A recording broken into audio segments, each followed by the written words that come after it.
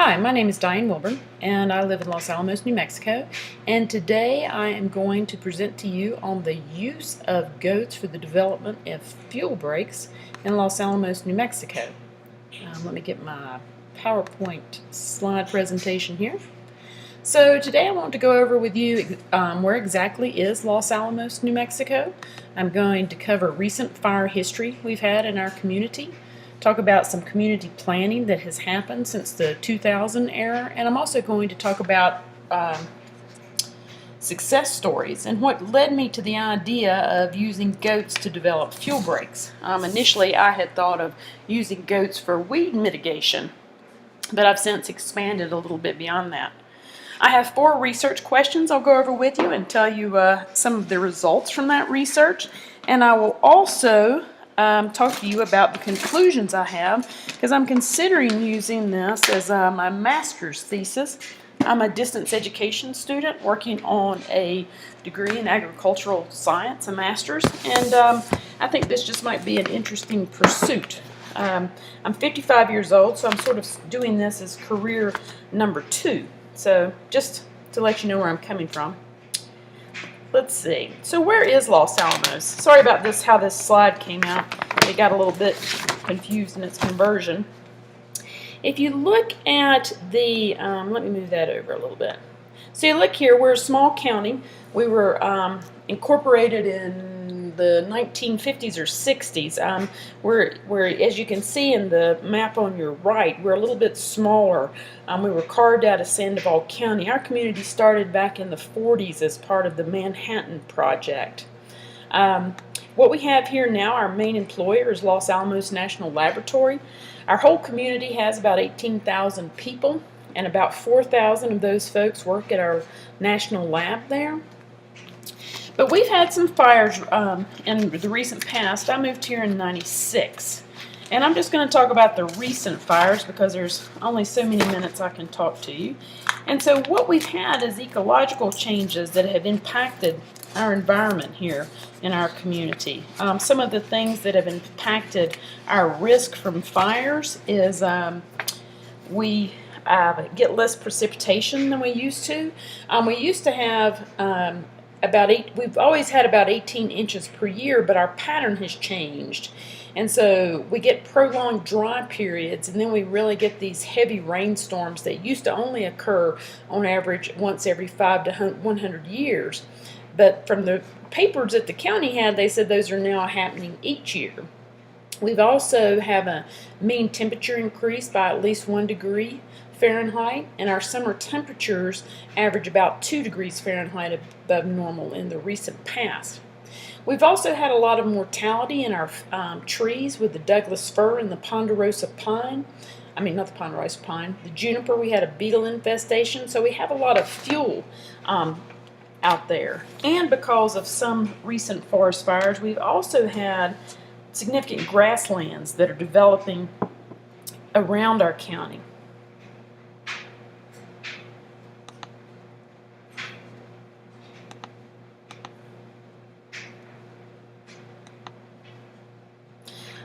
This I wanted to show you, it's not that clear.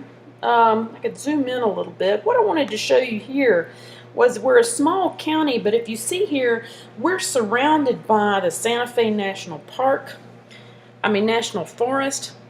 We've got the Jemez Pueblo. They don't have it identified on here, but we have the Santa Clara Pueblo, the San Ildefonso Pueblo. We also have Bandelier National Monument.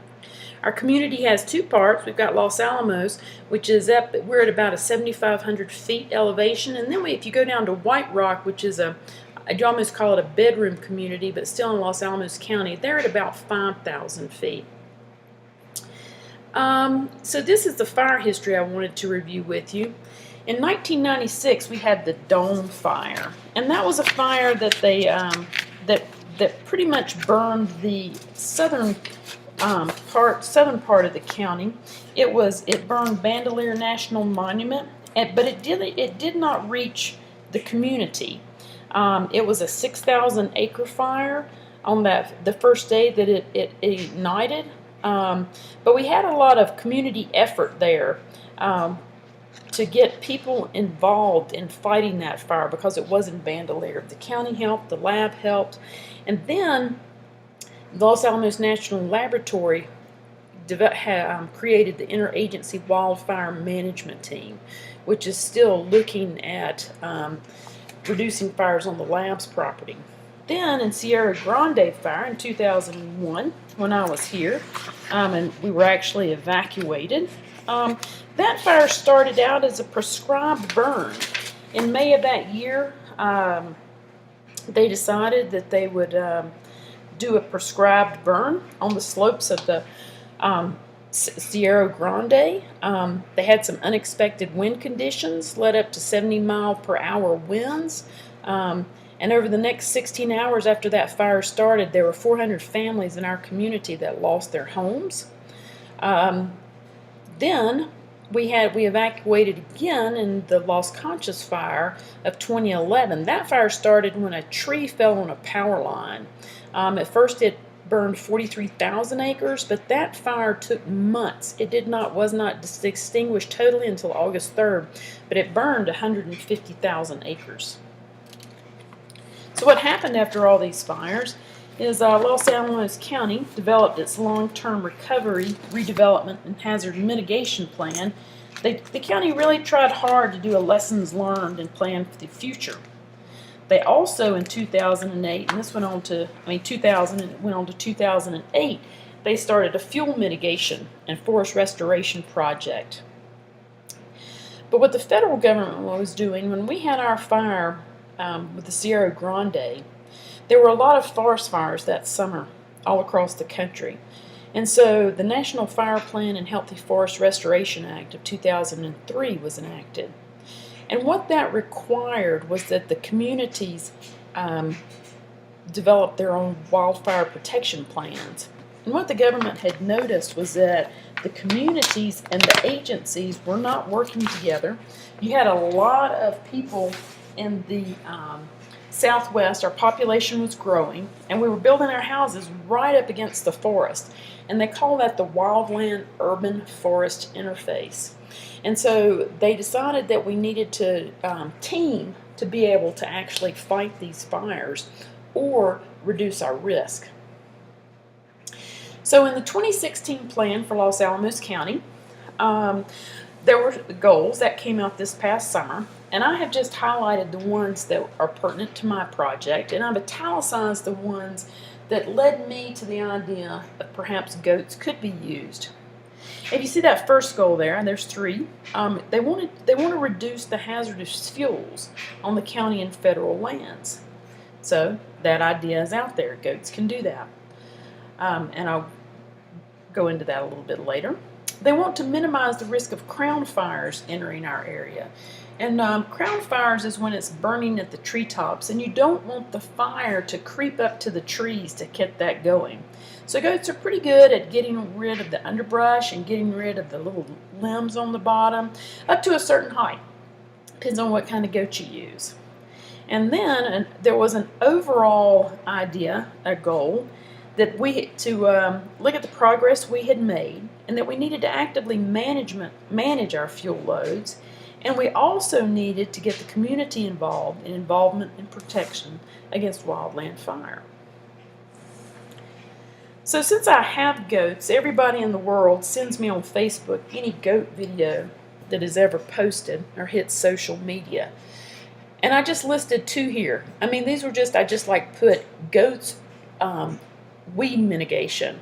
And you can find these, and you'll start finding them. You'll go back to the early 90s is about the earliest I have found things.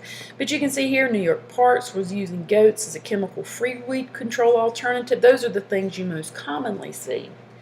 But what you see in newspapers or in on local news is the idea of using goats to minimize fuel and fire danger in your neighborhoods. And this Pine Ridge community story made the news in June of this year. It's a community up in Colorado where I think it was a development and a local volunteer fire department joined forces, and they brought in these goats before, and they have cut down on their fuel loading. So when I was looking at this, I developed 4 research questions. I have 2 on this slide and 2 on the next one. I wanted to know what areas in my county were being considered for fuel mitigation.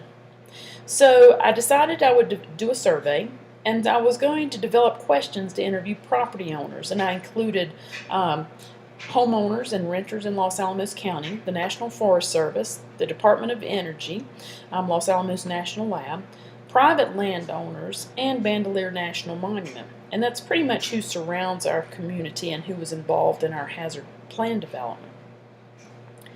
So then I needed to know what was the vegetation preference for goats when they were grazing in the months of October and November, because that's when I was doing that paper. That data I gathered, I followed my 9 dairy goats around. They range in age from 4 months to 6 years old. And what I did was I went to the Los Alamos County Stable, which was in an area that houses about 100 different horse stable lots, and then a disturbed area on a local trail goes down into the canyon. And then I looked at my own backyard because I was interested in what goats would eat in a disturbed landscaped area. And then I worked with Los Alamos Cooperative Extension and the NRCS to look at what were the weeds my goats were eating. Third is I wanted to know, was that vegetation that my goats were consuming, was that on the areas that were being considered for fuel mitigation? And then I also, on part of my survey, I wanted to know would property owners consider the use of goats on their property. And I did a literature review of the Los Alamos County plan because that had a survey in the back, and I was interested in the questions that they'd had asked. So what were the results? So I found in Los Alamos County, the county divides us into 43 neighborhoods. They also, in this 2016 plan, they compared neighborhoods from their risk rate of high, medium, or low in 2009 versus 2016. And what you can see here, it's not very clear here, but this is my community. The light green is where they have done some treatment around the ponderosa pine, but the dark green is where they have not. And so this is what surrounds our community. So they've done a pretty good job of managing things under the ponderosa pine around the perimeter, but there's still some fuel loading that they could do that go a little bit further out. This map talks about the high, medium, and low. The high risk neighborhoods are in green, and the yellow is the medium, and then the red is the high. This area, let's see, I live right in here, but what this area is that there are ponderosa pines all along these mesa tops, and then you get fuel, you get some on the sides of the mesas, you'll get some fuel loading, and they're concerned about that creeping up. But this area has not been as thinned like these 3 areas have. And it's just, the county only has so much time and money, and they have tried to hit the high risk neighborhoods first. So I figured out where the neighborhoods were. I figured out they had a table in my report so they could tell me where they were. They have a GIS system where I can go in and tell you where the high-risk neighborhoods are, and you can put in your street address and find out what your neighborhood name is, because not everybody knows. So then what I did in the month of October, and I could have put a million pictures here, is I looked at what my goats preferred, and I observed them for about 20 minutes. And I learned some things like this. Their absolute favorite thing was the crabapple tree that was out at the Los Alamos County horse stables, and sometimes they would try to stretch up, as you see this goat trying to do, and get the leaves, but most of the time when you walk them by this, they were just eating the leaves on the ground. Cottonwoods were second. This is a goat, and she was out and about. This is a mountain mahogany.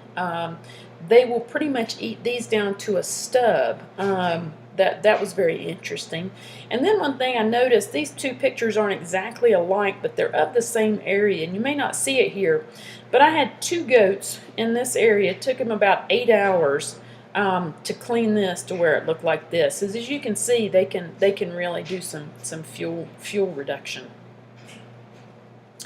Then also I put, now this is pretty much a qualitative idea. This was my opinion of what the goats preferred. Crabapple trees were the first, cottonwood leaves that have fallen, peach tree leaves. These were things that were on the ground. They really just ate the mountain mahogany. They will really eat the ponderosa pine needles or green. They will eat this weed called pigweed amaranth, I assume is how you say it. And then they will also eat fallen ponderosa pine needles, but they preferred the green up on the tree. They will do scrub oaks, which is very advantageous to us because we have a lot of scrub oaks in our burned area. And if we want to keep that fuel loading down there, in my yard I have a grapevine. They like that. There's a weed called curly dock. The horse folks seem to think that that's bad for their horses. I don't remember why. But my goats liked it. They would eat it, but not so great. And then the lamb's quarter, they were so-so with that, but they would much rather go across and eat the cottonwood leaves or something like that. They do not like mallow. And what I was sort of surprised to find was just when you saw grass coming up, they didn't seem to be that interested. They were more interested in these other things. So then my results were, let me go back to my research questions here to make sure I get my, is the vegetation preferred by the goats? So this is down in one of our canyons, and as you can see, I've got these mountain mahoganies. I've got some scrub oaks coming up here. I've got fallen pine needles under these leaves. So yeah, my goats would go in here and they would reduce the fuel. I was talking about the area where they had not thinned and reduced the fuel load in the ponderosa pines. This would be a great place for goats to come in. When I took goats in here, they would eat these lower limbs. They preferred that over the debris on the ground. I'm not sure what I could do to concentrate them on the debris on the ground or the snags. This is a typical Los Alamos yard. If I put in temporary electrical fencing in an area like this, my goats would pretty much demolish and devour these leaves and pine needles, and it wouldn't be an issue for this homeowner anymore. So I did a survey. It's on SurveyMonkey if you'd like to see it. And I asked people, which fires they had been here. Were they doing defensible space planning, which is getting rid of the fuel, reducing the fuel load at your home. 15 of the 18 homeowners were aware of that term. 12 of the 18 home meters had removed fuels from a 15-foot perimeter. In the county's Defensible Space Initiative, they've asked that they ask you to do certain things within 15 feet. And that could be anything from removing trees to like moving your gas grill.